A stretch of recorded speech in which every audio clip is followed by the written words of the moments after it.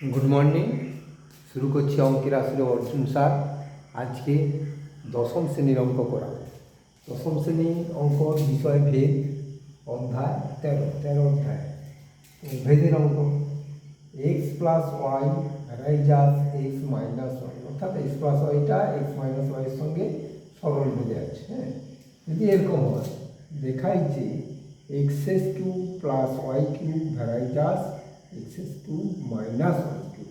ঠিক আছে, তো দেওয়া আছে কি X plus Y varies as x minus Y. হ্যাঁ, তো এটা তাহলে আমরা যদি এটা এরকম করে নিই, হ্যাঁ, বা সরল করে নিই, সরল করছি X plus Y equal to K into x minus Y. তো এরকম বেঁচে থাকলে একটা কে ধ্রুবক বসাতে হয়। হ্যাঁ, কে সমান ধ্রুবক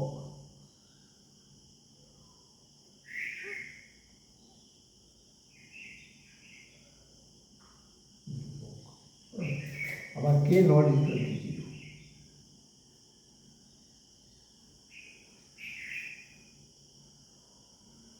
কে এর মান শূন্য হবে। ঠিক আছে, শূন্য হলে তো ঘটনাটা শূন্য যেত, অর্থে মানে X plus Y equal to শূন্য। সেটু আচ্ছা, এইবারে এইটা কি করব, এক্স প্লাস ওয়াই বা এটাকে সেটা ভাগ হয়ে যাবে x minus y equal to কে।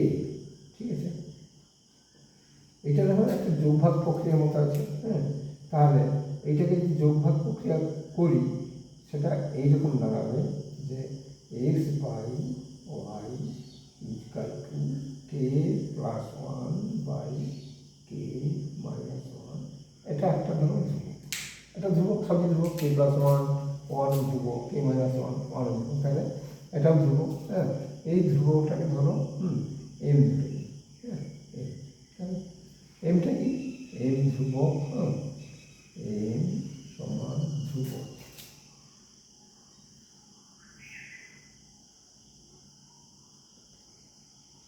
আবার এম নট ইকুয়াল টু এবং M not equal to zero. ঠিক আছে, তাহলে কে ইকুয়াল টু কত হবে, এক্স ইকুয়াল টু অতএব X equal to M Y, ঠিক আছে। এইবারে এক্স এর মান ওয়াই মান বসিয়ে দিল ওইখানটা।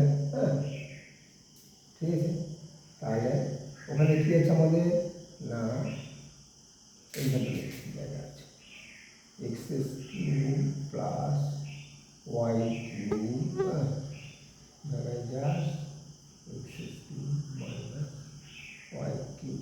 ঠিক আছে, তাহলে এইখানটা যেহেতু ভ্যারাইজাস এখানেও একটা ধ্রুবক দিয়ে দিতে পারি। হ্যাঁ, বা এক্সের সরি এক্সের মানগুলো সরি, হ্যাঁ, এক্সের মান এম ওয়াই, তাহলে এম ওয়াই কিউব প্লাস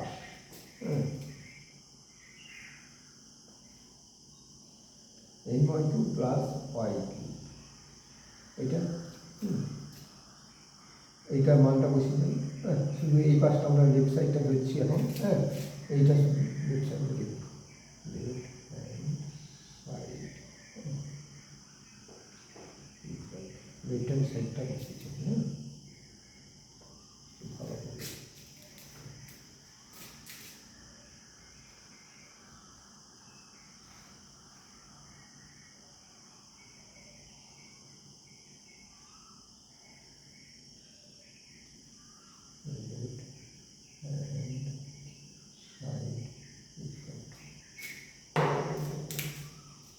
তাহলে এম কিউব ওয়াই কিউব, তাহলে এম ওয়াই কিউব যদি কমন নিয়ে দিই এম কিউব প্লাস ওয়ান, তাহলে এটাও একটা ধ্রুবক, দেখো এটাও একটা ধ্রুবক। হ্যাঁ, তাহলে এটা মনে করি এটা পি। আচ্ছা, এখন লেখা দরকার। এইবারে রাইট হ্যান্ড সাইডটা দেখি তো। Right hand side, right hand side equal to, তাহলে এম কিউব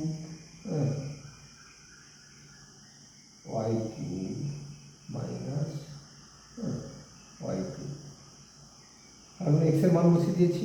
হ্যাঁ, এটা সমান কত দাঁড়াচ্ছে, M Q Y Q common নিলে, ওয়াই কিউ কমন নিলে এম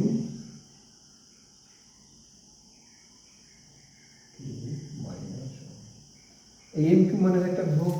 দেখো এটাও ওয়াই কিউ, হ্যাঁ একটু ধ্রুবক, আর এটাও ওয়াই কিউ একটু, ঠিক আছে। তাহলে এই দুটো, তাহলে এই দুটো আমাদের কাছে ভ্যারাইটাস হয়ে যাচ্ছে। হ্যাঁ, সমান। তাহলে এটা থাকছে, এটা যদি 1 নম্বর ধরি, হ্যাঁ, আর এটা যদি 2 নম্বর ধরি, হ্যাঁ, তাহলে 1 নম্বর 2 নম্বর তুলনা করে একটা কী পাবো না, এইটা কিউ প্লাস এইটা কিউ সমান, হ্যাঁ, ভ্যারাইটাস এটা। অতএব 1 নম্বর এবং 2 নম্বর তুলনা করে পাই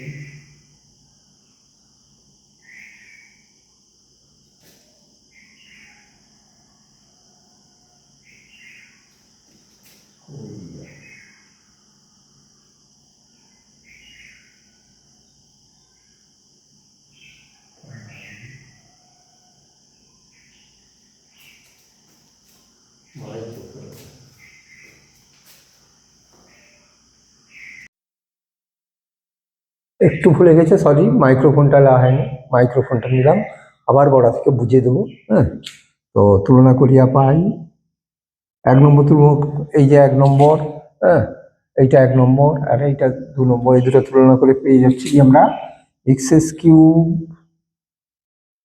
প্লাস ওয়াই কিউব রাইজাস কত x S cube minus Y cube. তাহলে এটাই প্রমাণ করার ছিল, প্রমাণ হয়ে গেল, প্রুভড, পি আর ও এটা প্রমাণ করেছিল। তো আমি আবার গোড়া থাকতে অঙ্কটা বুঝিয়ে দিচ্ছি। তো দেখো x plus Y varies as x minus y হলে দেখাই যে এক্স এস cube plus y cube varies as x এস কিউ মাইনাস ওয়াই কিউ। তো এক্স প্লাস ওয়াই এই পাঁচটা, হ্যাঁ, x plus Y varies as x minus y, তাহলে x plus y equal to K into x minus y, যেখানে k সমান ধ্রুব, k not equal to zero, ঠিক আছে। বা এটা পাশে এসে ভাগ করে দিয়েছি, ইজকাল টু কে হলো x plus y by x minus y equal to k. তাহলে এক্স বাই ওয়াই এটা যোগ ভাগ প্রক্রিয়া যদি করি আমরা, হ্যাঁ, তো লিখে দিই একটু, যোগ ভাগ প্রক্রিয়া, যোগ ভাগ প্রক্রিয়া,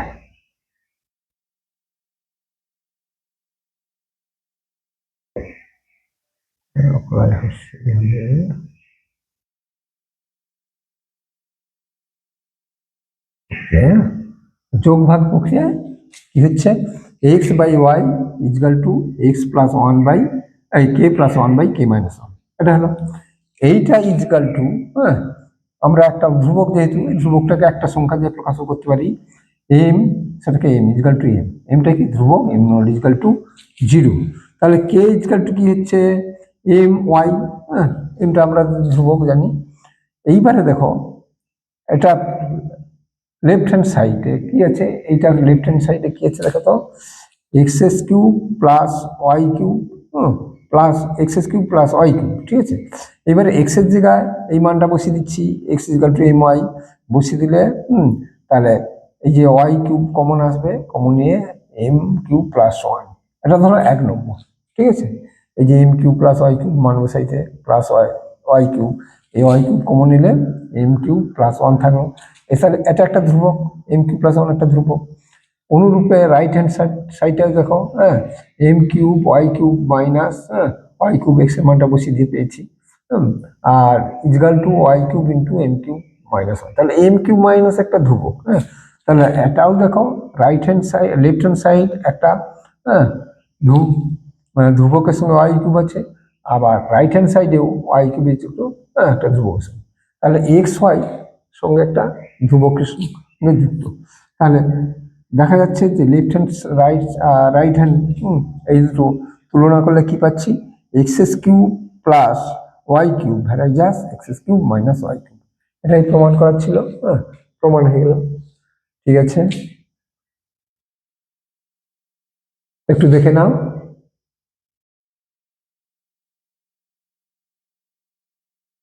আসছি পরের অঙ্কে। তো দেখতেই পাচ্ছ যে 8-এর দাগে ওই প্রশ্নমালাটি 8-এর দাগে, হ্যাঁ।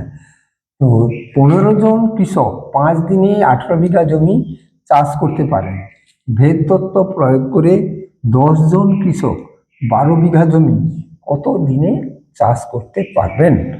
তো যেহেতু ভেদ তত্ত্ব উল্লেখ করেই দেওয়া আছে, এটা ভেদের নিয়মেই অঙ্কটা করতে হবে, ঐকিক নিয়মে চলবে না। তো আসছে এখানে দেখো, এই যে যখন আমরা লোক বাড়াবো তাহলে দিন সংখ্যা কমবে। লোক যদি বেশি হয় কম দিনে কাজ করতে পারে, তাহলে এই লোক সংখ্যার সঙ্গে, হ্যাঁ, এখানে দিন সংখ্যাটা ব্যস্ত হয়ে যাচ্ছে না। আবার 18 বিঘা জমি চাষ করতে পারেন। এবারে যত জমি বাড়বে, হ্যাঁ, জায়গা বাড়বে, তত লোক বেশি লাগবে, আবার দিনও বেশি লাগবে। তাহলে এর সঙ্গে এও সরল ভেদ, এও সরল ভেদ। তাহলে কতজন লোক লাগবে? মনে করি x জন, হ্যাঁ। তো মনে করি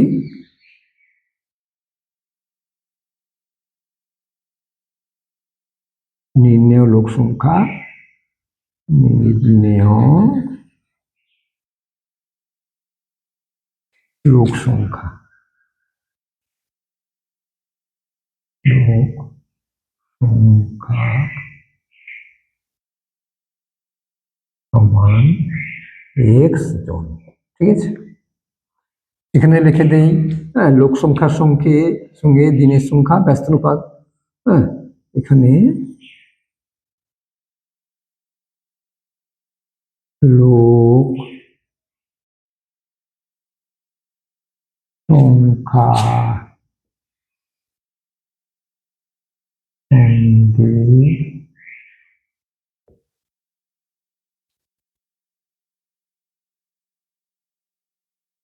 সঙ্গে দিন সংখ্যা, দিন সংখ্যা ব্যস্তানুপাত।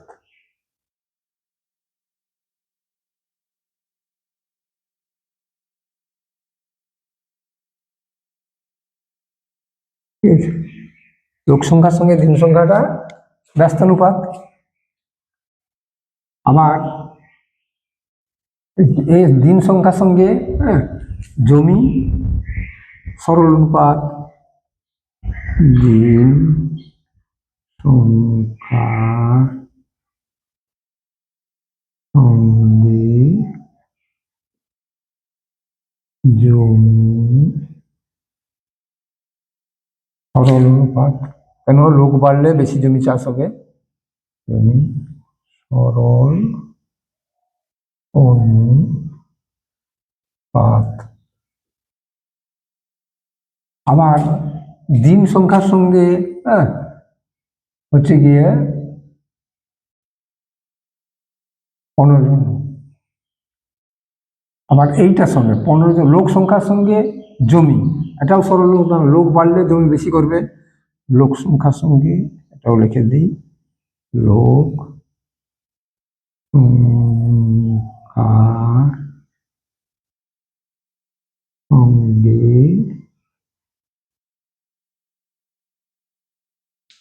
দিন, দিন নয়, লোক সংখ্যার সঙ্গে জমি, জমি, জমির পরিমাণটা আর কি সরল অনুপাত, হ্যাঁ, সরল অনুপাত।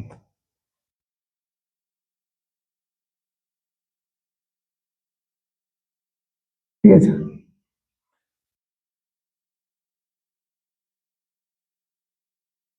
তাহলে কোনটার সঙ্গে কে কিভাবে অনুপাত আছে সেটা লিখে দিলাম। এইবারে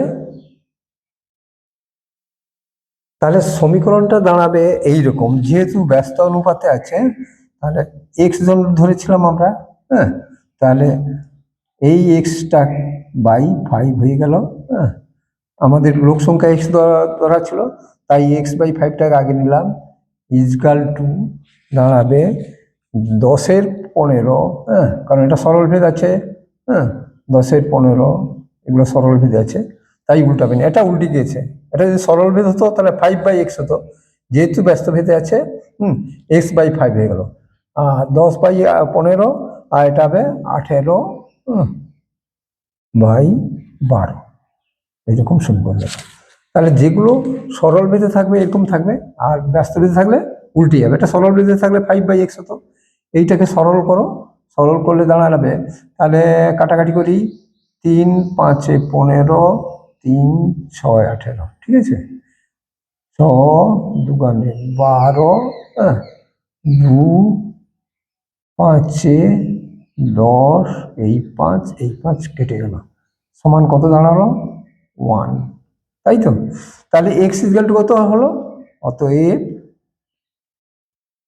x ইকুয়াল টু 5। তাহলে নির্ণয় দিন সংখ্যা কত হলো? 5 হয়ে গেল। তাহলে ভেদ অঙ্ক প্রয়োগ করলে অঙ্ক কিন্তু খুব চট করে হয়ে যায়, হ্যাঁ, সমীকরণ করলে চট করে হয়ে যায়। অতএব নির্ণয় দিন সংখ্যা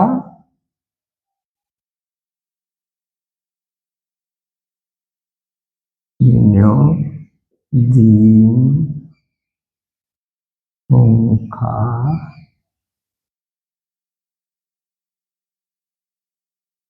সমান 5 দিন, 5 দিনে সমস্ত কাজটা করে ফেলবে, এটাই।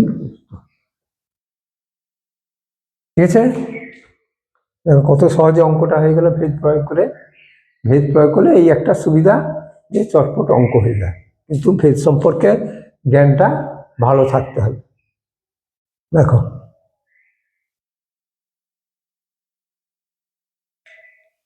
তো আজকের মতো এই অঙ্ক হয়ে গেল ক্লাস 10-এর ভেদ তত্ত্ব দিয়ে অঙ্ক করলাম। আবার পরের দিনে আসছি, হ্যাঁ, অঙ্ক করাবো। তো সবাই ভালো থাকো, হ্যাঁ, গুড মর্নিং, থ্যাংকস।